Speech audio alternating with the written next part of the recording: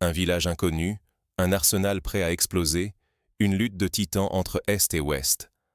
La Moldavie retient son souffle. Pendant des décennies, ce petit pays était perçu comme une simple province tranquille, loin des projecteurs.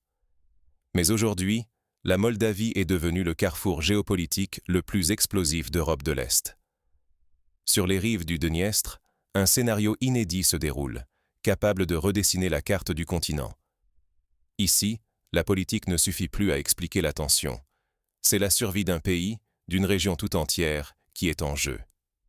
Imaginez, à Selekulbasna, un village dont personne n'avait entendu parler il y a quelques années, repose le plus grand arsenal d'armes de tout le continent européen.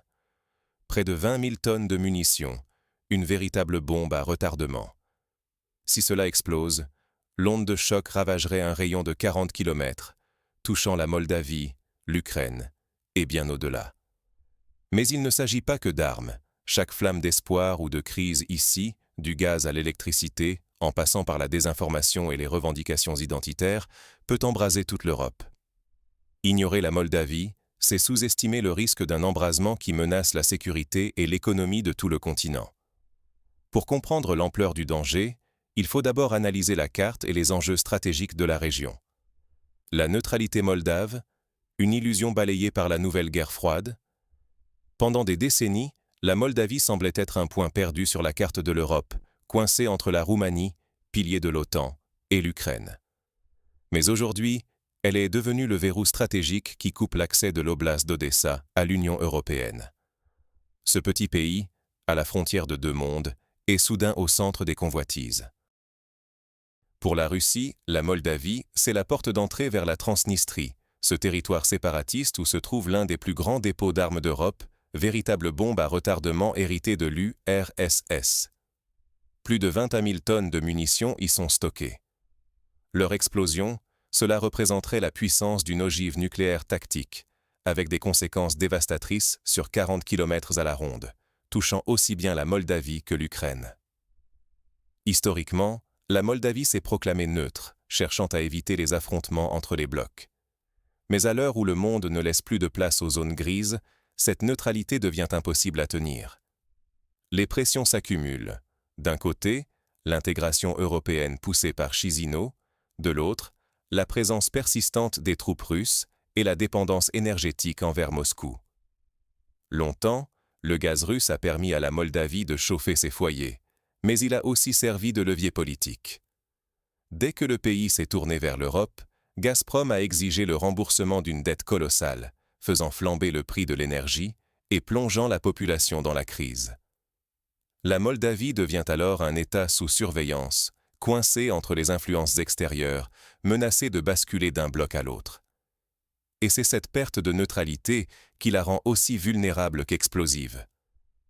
Mais il ne s'agit pas seulement de frontières et d'alliances. Sur le terrain, une bombe à retardement menace l'ensemble de la région. Un arsenal prêt à exploser, une économie étranglée, des minorités en révolte. La Moldavie au bord de l'implosion. Au nord-est du pays, une ancienne base soviétique à Kobasna.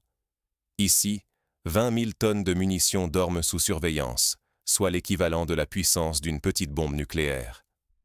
Si ce dépôt explosait, tout serait rasé dans un rayon de 40 km, village, ville, vie. Pour l'Ukraine, c'est un objectif stratégique. Pour la Russie, un avant-poste à défendre coûte que coûte. Pour la Moldavie, un piège mortel. Il suffit d'une étincelle, d'une provocation, et l'Europe pourrait se réveiller au cœur d'un désastre inédit. Mais la poudrière n'est pas que militaire. La crise énergétique est tout aussi explosive. Pendant des décennies, la Moldavie a été dépendante à 100% du gaz russe. Mais depuis la guerre en Ukraine, Gazprom a fermé le robinet, ou fait grimper les prix en usant du gaz comme arme politique. Résultat, explosion des factures, inflation record qui a dépassé 30%, entreprises étranglées, pouvoir d'achat anéanti. L'économie s'enfonce, la pauvreté s'installe, la rue grogne. Face au risque de chaos social, l'Europe et les États-Unis ont dû injecter des millions pour éviter un effondrement total. Mais la Moldavie, aujourd'hui, avance sous perfusion, soumise aux caprices des grandes puissances. L'électricité ? C'est un autre casse-tête. L'essentiel est produit en Transnistrie, cette république séparatiste pro-russe que Chisinau ne reconnaît même pas. La centrale appartient à une entreprise russe, fonctionne au gaz russe. Moldavie et Transnistrie sont donc mutuellement dépendantes. Si la Moldavie coupe les achats, la Transnistrie s'effondre économiquement. Mais sans la centrale, la Moldavie plonge dans le noir. Ses alternatives sont coûteuses et limitées. À chaque renouvellement de contrat, la paix énergétique ne tient qu'à un fil, au gré de négociations secrètes et de rapports de force. À cela s'ajoute la Gagauzie, territoire autonome au sud, peuplé de Gagaouzes, farouchement pro-russes. Pour eux, la Russie est garante de leur identité. Si la Moldavie s'unit à la Roumanie, la Gagauzie menace de faire sécession, un scénario de balkanisation qui pourrait embraser toute la région. Enfin, le fossé générationnel complique tout. D'un côté, les anciens nostalgiques de l'URSS, de l'autre, une jeunesse tournée vers l'Europe. Chacun devient la cible de campagnes d'influence étrangères. Un faux pas, une provocation, et tout peut basculer, sur le plan militaire, économique ou énergétique. Face à ce jeu d'équilibristes, quel avenir la Moldavie peut-elle espérer? 3 scénarios? Une tragédie annoncée? C'est la question qui hante aujourd'hui chaque décision prise à Chisinau. Premier scénario, l'intégration européenne. La Moldavie rompt avec l'Est, accélère vers Bruxelles. Mais à quel prix? La Transnistrie se retrouve isolée, Gagausia crie à la discrimination, pendant que la crise économique s'aggrave. Le pays s'endette, la population s'appauvrit, et le rêve européen paraît de plus en plus lointain. Deuxième chemin, la déstabilisation interne. Les forces pro-russes gagnent du terrain, notamment grâce à la polarisation alimentée par la guerre de l'information et les frustrations sociales. L'Occident réagit par des sanctions et des blocus ciblés. Résultat, étau économique, retour de la contestation dans la rue et menace d'un éclatement du pays, avec Gagausia et la Transnistrie prêtes à réclamer leur autonomie, voire leur indépendance. Troisième possibilité, la plus redoutée, la remise à feu du conflit. Si la Moldavie bascule dans un affrontement militaire, le pays risque la ruine pure et simple. La région deviendrait alors un nouveau front, un laboratoire à ciel ouvert des conflits hybrides où propagande, coupure d'électricité et manipulations identitaires attisent les braises. Au cœur de ces enjeux, la Roumanie avance ses pions. Politique de réunification douce, distribution massive de passeports, déjà plus d'1 million de Moldaves sont citoyens roumains. Investissement dans l'infrastructure, prise de postes clés dans l'administration.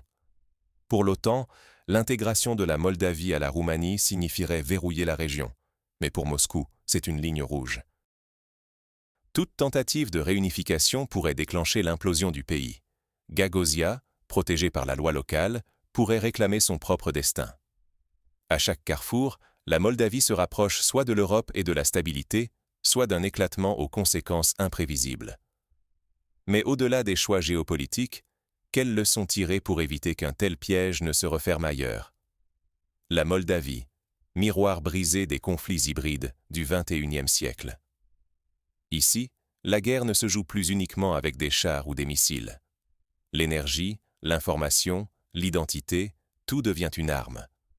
Quand une hausse des tarifs du gaz secoue la population, quand une coupure d'électricité plonge une ville dans le noir, ce n'est jamais juste un incident technique. Ce sont des leviers, actionnés de l'extérieur pour semer le doute, pour diviser.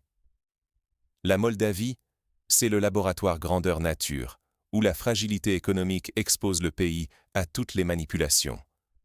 Dès qu'un contrat se négocie, dès qu'une réforme s'amorce, le destin national peut basculer. Les médias sont muselés, des chaînes entières coupées du jour au lendemain, officiellement pour contrer la désinformation. Résultat, la société se fracture. Les plus âgés, nostalgiques de l'URSS, vivent dans une bulle d'information russophone. Les jeunes, eux, rêvent d'Europe et consultent d'autres plateformes. 2 réalités parallèles, 2 Moldavies qui ne se parlent plus, que des acteurs extérieurs manipulent à l'envi. Ce climat de défiance transforme chaque événement, une manœuvre militaire, une réforme énergétique, en outil de propagande. L'opposition crie à la dictature. Le gouvernement répond « sécurité nationale ». Or, la leçon est claire. Ignorer ce qui se joue à Chisinau, c'est courir le risque de voir le même scénario se répéter ailleurs, là où l'économie vacille, où les identités s'entrechoquent, où la vigilance citoyenne cède face à la fatigue. Dans cette tempête, il reste une question. Quel avenir voulez-vous pour la Moldavie? Le sort de la Moldavie est un avertissement. La paix exige lucidité et courage. Aujourd'hui, ce petit pays, longtemps ignoré, cristallise toutes les tensions d'un continent sur le fil. Ici, chaque décision, qu'il s'agisse d'un contrat gazier, d'un nouveau partenariat stratégique ou d'un simple déplacement militaire, peut faire basculer tout un équilibre régional. Ce qui se joue à Chisinau, à Tiraspol ou même à Bruxelles, ce n'est pas seulement le destin d'un pays, mais celui d'une Europe qui se découvre vulnérable, exposée à des menaces hybrides, sabotage énergétique, manipulation médiatique, revendications identitaires. Rester spectateur, c'est laisser d'autres écrire l'histoire à votre place. Les crises invisibles, l'ombre du gaz coupé, les rumeurs qui circulent sur les réseaux sociaux, les tensions entre communautés, montrent à quel point la stabilité est fragile et combien elle dépend de notre capacité à comprendre avant d'agir. L'avenir de la Moldavie, avec ses 3 scénarios possibles, intégration européenne, instabilité interne ou retour du conflit armé, rappelle que chaque choix compte. Alors, êtes-vous prêt à regarder la carte d'Europe autrement? Que ce soit par la vigilance citoyenne, l'engagement politique ou simplement l'information, chacun de nous peut peser. Partagez vos réflexions en commentaire. Selon vous, quel avenir attend la Moldavie et l'Europe? Si cette analyse vous a éclairé, abonnez-vous, activez la cloche et retrouvons-nous très vite pour un nouveau décryptage. Prenez soin de vous.